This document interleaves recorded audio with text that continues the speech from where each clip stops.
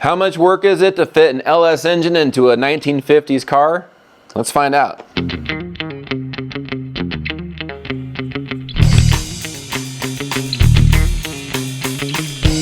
It's a great day. I'm finally getting a big chunk of this car done, where this engine and transmission finally are together and are getting mounted in the car.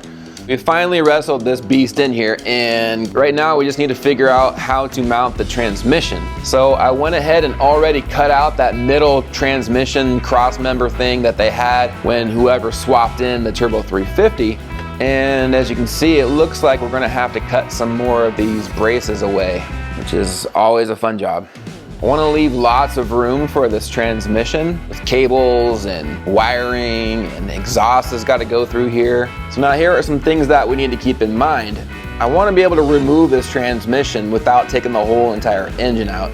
In order to do that, I have to make this mount so the mount is bolted in there so I can remove the mount to get the transmission out. I also have to consider the angle. You want your rear differential pinion angle and the transmission angle to be opposites. That way your drive shaft will have opposing angles, because if they don't have opposing angles, those U-joints won't work right and you'll get vibrations. On these factory frame rails, there's a little bit of a lip. That little lip is actually going to help support the transmission mount so that it doesn't fall. So I want to utilize that plus bolt through the entire frame. That way it's way more stable and way more secure to the frame.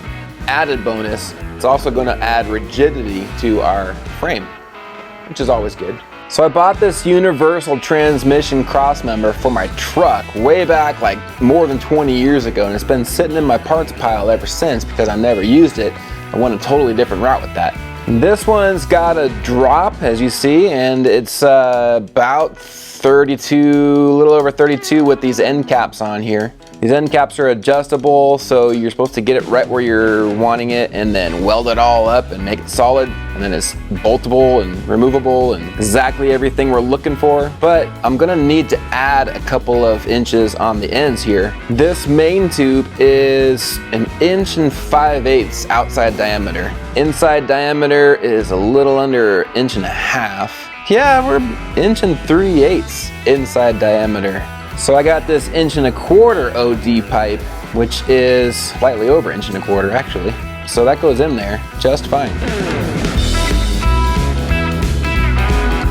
Hi, Captain Furball, say hi. Trying to talk to people. What are you doing? You want some love? Is that what you want? Tell me what you want, what you really, really want. I got this all ground down and cleaned up. I drilled all these holes because I'm planning on doing rosette welds, which if you don't know what a rosette weld is, I think it's French for make a hole and weld it. That'll make for a much more sturdy joint. And then I cut 3 more inches of 1 5/8 because then that is what our caps are going to go on. And it'll end up being something like this. Okay, here we go. You can see rosette weld, rosette weld. That thing is welded all the way around. Got the other side here too. So now I file this down a little bit and kind of clean it up. That is gonna be good enough. So now these guys will fit on here, just like so. Let's just see now. I put both ends on here. 37.5. And that's perfect because I have about 1/4 inch wiggle room on either side to center this thing exactly where I want it to be. Go forward, backwards, left, right, cattywampus. So then we'll go test fit it again, and if I don't need to cut it again, we'll just tack it in place and then we'll finish weld it and we got a transmission mount.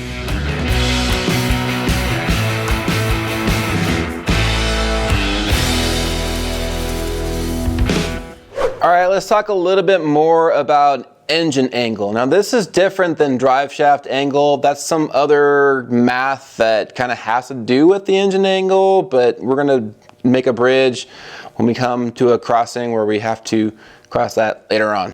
When it comes to your engine angle, you want equal and opposite from your engine to your differential, because your drive shaft U-joints actually do require a little bit of angle in them so that they can operate properly and circulate oil. And a lot of this depends on what kind of car you're working on, whether it's a lifted four-wheel drive truck or something, one-piece drive shaft versus two-piece drive shafts, how long is your drive shaft. But for our purposes here, with just your typical one-piece drive shaft with a standard length, the optimal angle is somewhere between 1 and 3 to 4 degrees. So I like to keep it a little bit on the higher end. So I'm going to go for 3 degrees, which means the engine is going to be angled down 3 degrees. So when it comes time to position the differential, I'm going to point it up 3 degrees. Down, up, equal opposites. So I got my car jacked up on blocks, so it's high enough to be off the ground, relatively ride height, kind of sort of level. Now the angle on this bottom rocket here at the bottom of the car reads a 1/2 degree up, which is on purpose because this is to compensate for the added weight of the fenders, the bumper, the grill, the rest of the engine, all the fluids that have to go inside of it. So we're looking for our angle finder to read 350. Right now, as it's sitting in there just by itself, it's about 6.5 degrees. So I got about 3 degrees up that I need to go, just quite a bit. Let's see what happens.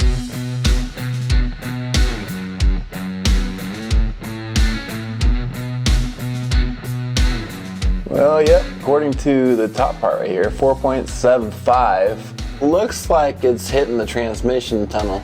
And also, the sides of this transmission mount are all the way up at the top of the frame rails. So, yeah, that's fun. And I can't go higher on that transmission mount. So, I think what I need to do is rethink my engine mounts. When I first got the car, it already had an old school kind of 350 swapped in here, and somebody else welded on these brackets here with these donuts. And so I was trying to use those old 350 mounts with these adapters, but these are a little too high. So I took those donuts out and it's just sitting on the brackets here on both sides. So now we're about right. So it's about a 3, which is about where we want it. I could probably go even a little bit lower than this. So I think those motor mounts have got to go. I'm not really happy with them anyways, especially for the amount of horsepower I'm looking to get out of this thing. I think I'm gonna have to cut those out and rethink a better way to mount this on there.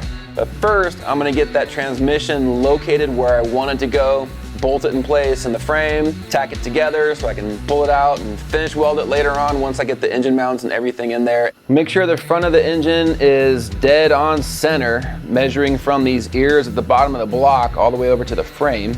And then I just bolted these straight to those brackets just to hold it in place for now so I can get the transmission centered. And then I marked the center point of the transmission when I mocked it up earlier. So I'm gonna use that in the frame. Seems to go over just a little tiny bit.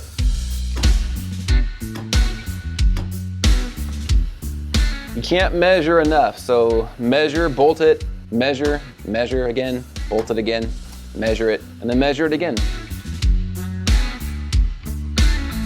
Okay, that looks like it's dead on center right there. All right, well, I got one bolt in. I got those end caps on that transmission member kind of tacked in place for now. I didn't want to finish drilling all of the bolt holes until I get these engine mounts in here. I have an idea. I think I'm gonna do a little bit more research. It's gonna require me to do a lot more cutting, measuring, scratching my head, sleepless nights, good times. Well, it's been a couple weeks and I think I came up with a solution for this. I'm gonna go with these universal eBay mounts. I know, I say it all the time. Buy it once or buy it twice. But these are actually polyurethane bushings and the metal is some form of Chinese steel, which I'll probably regret later. Fast forward to me swapping these out. But I think for my purpose here, these will work just fine. So now I'm going to lower the engine down exactly where it needs to be, kind of center it within the frame rails, cut out some cardboard templates so that I can cut these brackets out and hopefully get this mounted. But first we need to cut out these brackets for these existing engine mounts. All right, well, I've finally got those taken out. Took some doing. Multiple saws, some brawn, some stubbornness, which my mom says I'm born with. Not sure if I believe her or not. Either way, I got those out, got them cleared up. Over on the passenger side, I did discover this hole that was covered up, so that's nice. I'm about to fix that for sure. I've got these towers bolted down pretty tight to keep this thing from unweighting when I raise and lower the engine. So that way it's gonna stay at ride height. Right now it's just kind of sort of sitting on this little 2x4 down here across the cross member, and we're at 280. And again, this thing is sitting up about 0.5 degrees. And again, our optimal angle is about 3 degrees. I also have a little bit of wiggle room with where the transmission cross member is mounted. I can go up and down half a degree if I need it. Once it's all weighted down and I'm at ride height, then I can go finish everything up. Final determination from there. Sound good?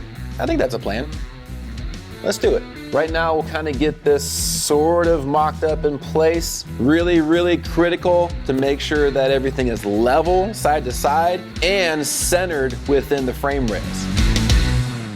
All right, well, it's been a day, and by a day, I mean a long day.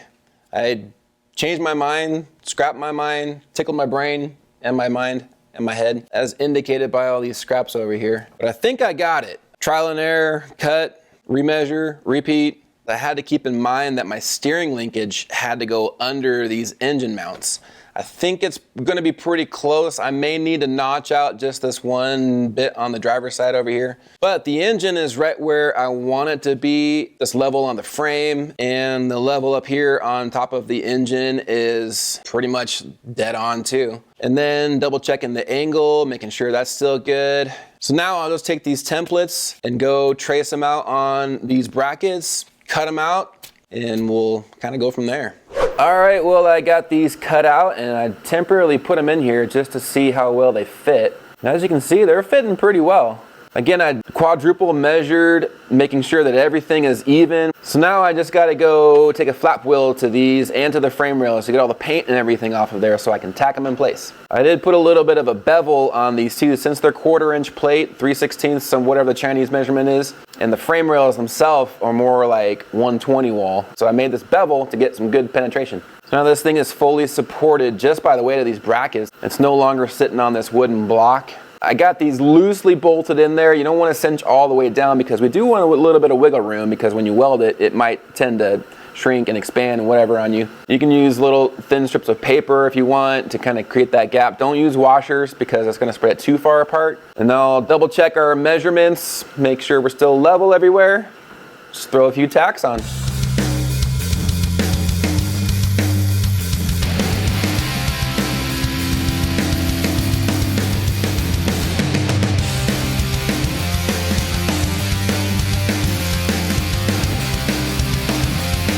So now with it tacked up in a few spots, we'll double check to be sure that we're centered in the frame rails. Check our angle to make sure it's where we want it. We're still pretty level side to side on the engine. Frame rails are still looking good, those are still level. So now I need to fully weld these in there, and in order to do that, I gotta pull the engine and transmission out. But before I do that, I got a couple of other things that I gotta tackle, like steering. And in order to do that, I gotta put the actual exhaust on there, make sure I got enough room. I think I have an idea, but it's snowing outside, can't exactly open my shop doors to get the engine hoist crane thing in here. So I'm gonna call it a day, and I think what I'm gonna do is work on the other stuff before I pull this all out and final weld everything in place, including that transmission member. But that's gonna have to wait for another episode. So thank you so much for watching. Please, if you can, subscribe down there. It's free. Hit that bell as you're doing it. Check out the social medias down here. Get yourself a t-shirt, a hat, like, comment, share, all that stuff. And I'll see you on the next one.